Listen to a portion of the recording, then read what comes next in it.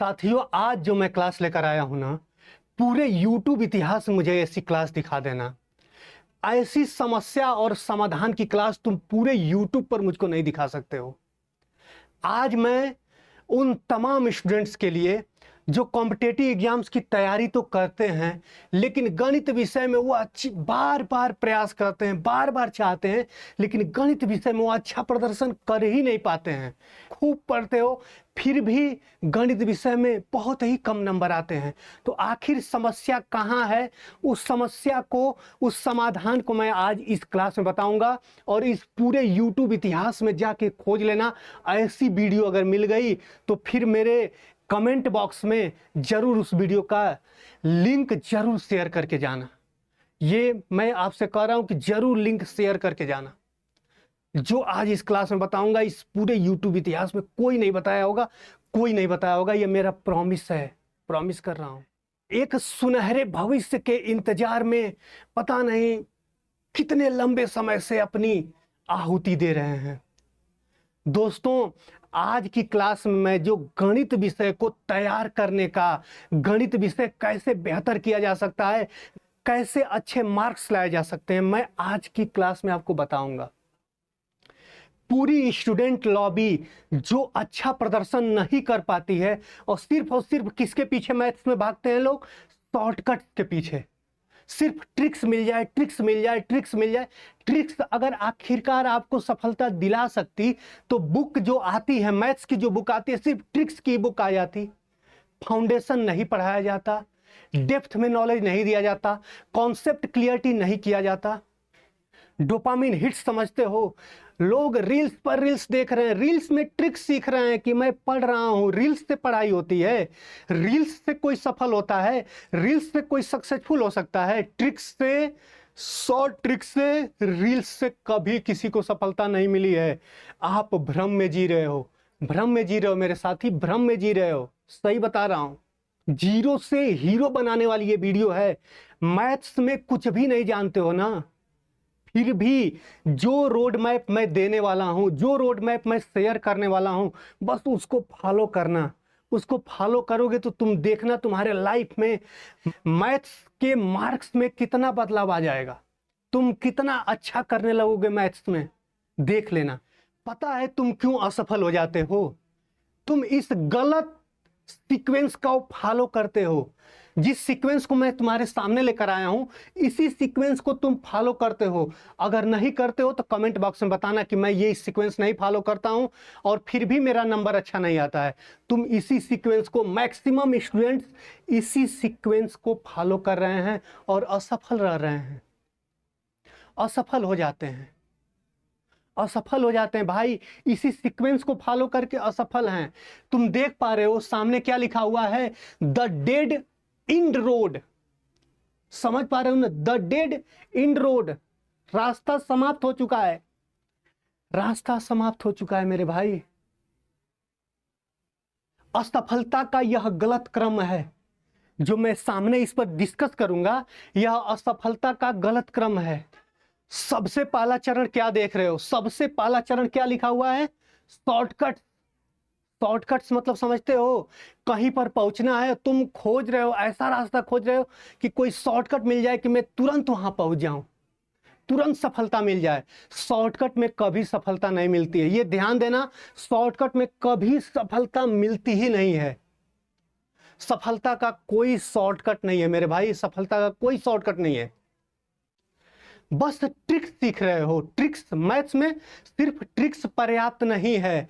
Maths में basics आना चाहिए, फाउंडेशन क्लियर आना चाहिए, कॉन्सेप्ट क्लियर आना चाहिए, तब लास्ट में ट्रिक्स का नंबर आता है।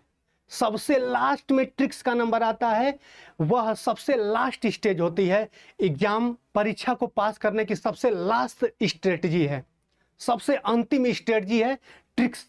फेक मोटिवेशन, फेक मोटिवेशन देख रहे हो? फेक मोटिवेशन का मतलब समझते हो? आते हैं लोग और कहते क्या हैं कि तुम नहीं कर सकते तो कौन कर सकता है, तुम ही कर सकते हो, you can do it, you can do it. जारी रखो, जारी रखो। ट्रिक्स, ये सभी ट्रिक्स सीखो। तुम ट्रिक्स से परीक्षा में पास कर जाओगे, ये कभी नहीं हो सकता है। ट्रिक्स से परीक्षा में कभी सफलता नहीं पाई जा सकती। और हो क्या रहा है, तुम लगातार एग्जाम फॉर्म अप्लाई करते हो और फेल्योर यानी हमेशा असफल हो जाते हो। यही कारण है कि तुम बार बार किसी न किसी एग्जाम का फॉर्म अप्लाई करते हो और असफलता हमेशा हाथ में लगती है। यही रीजन है, इसी सीक्वेंस को तुम फॉलो कर रहे हो, इसी सीक्वेंस को फॉलो करने की वजह से तुम अब तक असफल हो, अब तक उसी रूम, उसी लाइब्रेरी की जीवन अब तक जी रहे हो, इसी के वजह से।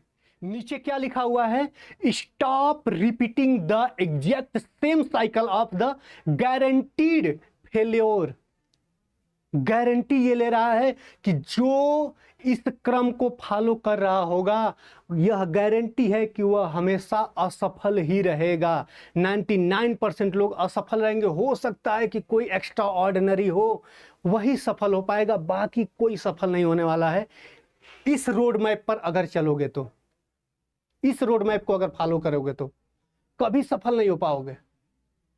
चलो सफलता का गुण मैं सिखाता हूं। हम चर्चा करेंगे कि आखिर समस्या कहां है, मेन समस्या को समझने का प्रयास करेंगे कि आखिर समस्या है कहां। चलो, शॉर्टकट्स का भ्रम, इल्यूजन, शॉर्टकट्स का भ्रम। तुम इस जाल में फंस चुके हो, तुम्हें पता भी नहीं है। तुम शॉर्टकट, शॉर्ट ट्रिक के जाल में फंसे हुए हो, तुम्हें पता नहीं है कि तुम सोचते हो कि मैथ के शॉर्ट ट्रिक का वीडियो में देख के और परीक्षा को धुआंधार तरीके से फोड़ दूंगा, सफल हो जाऊंगा। कभी नहीं होगा मेरे भाई, कभी नहीं होगा। इस इल्यूजन से तुमको बाहर निकलना पड़ेगा, इस शॉर्टकट के भ्रम से तुमको बाहर निकलना पड़ेगा। ऐसा नहीं है कि तुम शॉर्ट ट्रिक्स ना सीखो, सीखना है, लेकिन किस स्टेज पर, किस स्टेज पर जाके तुम्हें शॉर्ट ट्रिक्स सीखना है वो भी मैं अभी आगे बताऊंगा। तो सबसे पहले तो अपने आप को, अगर इस जंजाल में फंसे हो, शॉर्टकट खोज रहे हो, शॉर्ट ट्रिक्स देख रहे हो, तो उस जंजाल से पहले अपने आप को बचा लो। उस जंजाल से सबसे पहले अपने आप को बचाओ, सेव करो अपने आप को, फिर आगे की जर्नी स्टार्ट करो। मैं बताता हूं कैसे। क्योंकि तुम मेहनत करने से डरते हो, तुम बेसिक नहीं सीखना चाहते, फाउंडेशन नहीं सीखना चाहते, कोई कॉन्सेप्ट नहीं सीखना चाहते। तुम सोचते हो कि कोई एक लिखा लिखाया ट्रिक दे दे, उसको मैं याद कर लूं और एग्जाम में जाऊं, उसी ट्रिक पर प्रश्न आ जाए, मैं सॉल्व कर दूं, फोड़ दूं, परीक्षा में आनंद आ जाए, सफल हो जाऊं, सफलता हाथ में हासिल हो जाए। ऐसे नहीं हो पाएगा, कभी नहीं होगा। देख लेना, कुछ लोग शॉर्ट ट्रिक्स देखते भी है कैसे, ऐसे लेट कर देखते हो, ऐसे पढ़ाई करते हो, कितने देर तक, 3-3 4-4 घंटे लंबे लंबे लेक्चर ऐसे लेट कर देख रहे हैं लोग, और सोच रहे हैं कि मेरा मैथ्स तो बहुत तैयार होता जा रहा है। लेट कर पढ़ाई करते हो, कभी पेन और पेपर का इस्तेमाल नहीं कर रहे हो। अगर मेरे निगाह से देखोगे तो मुझे तो लगता है कि यह विदेशी लोगों के द्वारा जो यह स्मार्टफोन दिया गया है, यह भी एक शांत ज्वालामुखी, जो शांत ज्वालामुखी होती है ना, एकाएक फट जाती है, जो स्वीट पॉइजन होता है ना, स्वीट पॉइजन के तरह यूथ्स को खत्म किया जा रहा है। किसके द्वारा? स्मार्टफोन के द्वारा। सबको लग रहा है कि स्मार्टफोन ही जिंदगी बन गई है, सबका जीवन स्मार्टफोन बन गया है, सब लोग रील्स बनाने में लगे हैं, सब लोग वीडियोज बनाने में लगे हैं। सबको लग रहा है कि ऑफलाइन का तो जमाना ही खत्म हो गया है। सब लोग सोच रहे हैं कि सब कुछ ऑनलाइन मिलेगा। ऑफलाइन का तो आप कभी किसी से तुलना ही न करना। ऑफलाइन की तुलना इस दुनिया से तो कभी नहीं हो सकती, इस रील्स की दुनिया से, इस वीडियोज की दुनिया से, इस मोबाइल की दुनिया से ऑफलाइन का कभी तुलना मत करना। ऑफलाइन जो पढ़ाया जाता था, जो हमारे गुरुजी, जो हमारे मास्टर साहब पढ़ाते थे, वह इस ऑनलाइन की दुनिया में नहीं मिल पा रहा है। अगर किसी का पेड कोर्स ले भी लिए हो तो शिद्दत से पढ़ो, और पेड कोर्स उसी व्यक्ति का लो जो बेसिक से चीज़ों को स्टार्ट करके एडवांस लेवल तक कॉन्सेप्ट पढ़ाता हो, उसके बाद से एग्जाम ओरिएंटेड ट्रिक्स सिखाता हो। एग्जाम ओरिएंटेड ट्रिक्स, उससे पढ़ाई करो। और इस दुनिया से बाहर निकल के 20 मिनट ही सही उस पेपर और पेन पर वर्क, पेपर पेन वाला वर्क तुम स्टार्ट करो, प्रैक्टिस करो पेपर पेन से। लोग मॉक टेस्ट दे रहे हैं, कैसे? मॉक टेस्ट भी दे रहे हैं कैसे? मोबाइल, स्मार्टफोन पर मॉक टेस्ट दिया जा रहा है। मॉक टेस्ट स्मार्टफोन, मोबाइल्स पर। सामने तुम्हारे मैं लिखा हूं, watching is not learning. Watching is not learning, solving is learning. जब सॉल्व किया जाता है ना, उससे सीखना कहा जाता है। तुम घंटों लेक्चर देखो, तुम कुछ भी नहीं सीखे हो। इस रील्स की दुनिया में तो मूड स्विंग, सेकेंडों में मूड स्विंग्स हो रहे हैं। कभी 4 घंटे मोबाइल देख के, रील्स देख के, और फिर रिलैक्स माइंड से सोचना कि जब से मैं ये वीडियो देख रहा था, कितनी चीजें अब तक याद है मुझे। बहुत तरह की चीजें आई होंगी, कितनी चीजें अभी तक याद हैं, कितने ट्रिक्स अभी तक याद हैं। और तुम 1 घंटे बस लिखोगे ना, 10 ही ट्रिक लिखोगे, 5 ट्रिक पक्का याद हो जाएगा। 1 घंटे 10 ट्रिक तुम लिखो, 5 ट्रिक्स तुमको याद हो जाना है। यानी पेपर और पेन का वर्क बिल्कुल इंपॉर्टेंट है, ये याद रखना। पेपर और पेन से ऊपर कुछ भी नहीं है। सीखो सबसे, लेकिन पेपर और पेन, अपना पर्सनल नोट्स पर वर्क जरूर करो, जरूर करो। मैथ्स में पता है तुम क्यों अच्छा प्रदर्शन नहीं कर पाते हो? क्यों? क्योंकि तुम उनको अपना शत्रु समझ बैठे हो। क्योंकि तुम उसको एनिमी समझते हो, अपना दुश्मन समझते हो। तुम शॉर्टकट के पीछे इसलिए भाग रहे हो कि तुमको बेसिक समझ में नहीं आता है, तुमको फाउंडेशन समझ में नहीं आता है, तुमको कॉन्सेप्ट समझ में नहीं आता है। तुम चाहते हो कि कोई एक छोटी सी ट्रिक मिल जाए और उसी ट्रिक पर बनाया हुआ प्रश्न पेपर में आए, और ऐसा जल्दी होता नहीं है। 90% कॉन्सेप्ट क्लियरिटी से ही प्रश्न आते हैं, 10% एग्जाम ओरिएंटेड ट्रिक से प्रश्न आते हैं, सिर्फ और सिर्फ 10%। मैथ्स में कैसे अच्छा प्रदर्शन करोगे? तुम डरते हो, उस डर से तुम्हें पहले जीतना होगा, उस डर से तुम्हें बाहर निकलना होगा। पता है ये डर तुम्हारे अंदर क्यों है?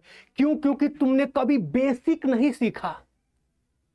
तुम हमेशा आलस्य में, तुम सोचते हो कि ट्रिक बस मिल जाए, बेसिक ना सीखना पड़े, फाउंडेशन ना सीखना पड़े, कोई कॉन्सेप्ट ना सीखना पड़े, बस ट्रिक से ही सारी दुनिया सॉल्व।